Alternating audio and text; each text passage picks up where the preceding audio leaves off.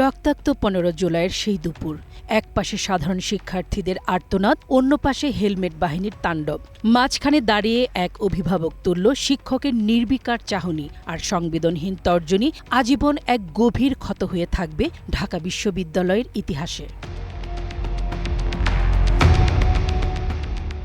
ছাত্র জনতার সেই পুঞ্জীভূত ক্ষোভ আর বয়কটের মুখে অবশেষে প্রক্টরিয়াল বডি থেকে বিদায় নিতে বাধ্য হলেন ঢাবির বিতর্কিত শিক্ষক শেহরিন আমিন ভূঁইয়া মোনামি। সোমবার এক ফেসবুক পোস্টে এ তথ্য জানান তিনি। মোনামির পদত্যাগপত্র জমা দেওয়ার বিষয়টি নিশ্চিত করেছে ঢাকা বিশ্ববিদ্যালয় কর্তৃপক্ষ। বিশ্ববিদ্যালয় প্রশাসনের দায়িত্বশীল সূত্রের পক্ষ থেকে এই পদত্যাগপত্রটি অত্যন্ত দ্রুততার সাথে গ্রহণ করা হয়েছে বলে জানা গেছে। তবে পদত্যাগপত্রে কী কারণ উল্লেখ করা হয়েছে তা এখনও জানা যায়নি। এর আগে 2024 সালে বৈষম্য বিরোধী ছাত্র আন্দোলন চলাকালে মোনামির ভূমিকা নিয়ে ক্যাম্পাসে তীব্র বিতর্ক ও ক্ষোভের সৃষ্টি হয়।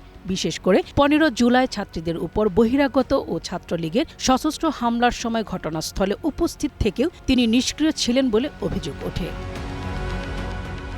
উপরন্তু রক্তাক্ত ও আক্রান্ত শিক্ষার্থীরা যখন প্রক্টরিয়াল টিমের কাছে নিরাপত্তা দাবি করতে যায়, তখন শিক্ষার্থীদের আশ্বস্ত করার বদলে তাদের সাথে চরম সংবেদনহীন আচরণ এবং মারমুখী বাগবিতণ্ডায় লিপ্ত হন মোনামি। এই ঘটনার ভিডিও ফুটেজ সামাজিক মাধ্যমে ছড়িয়ে পড়লে দেশজুড়ে তীব্র সমালোচনার ঝড় ওঠে।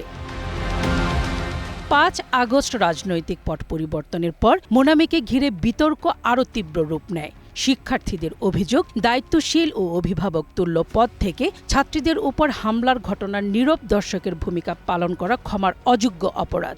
অবশেষে তীব্র ছাত্র অসন্তোষ, সামাজিক মাধ্যমের ক্রমাগত চাপ ও বয়কটের মুখে আজ সহকারী প্রক্টরের পদ থেকে সরে দাঁড়াতে বাধ্য হলেন মোনামি।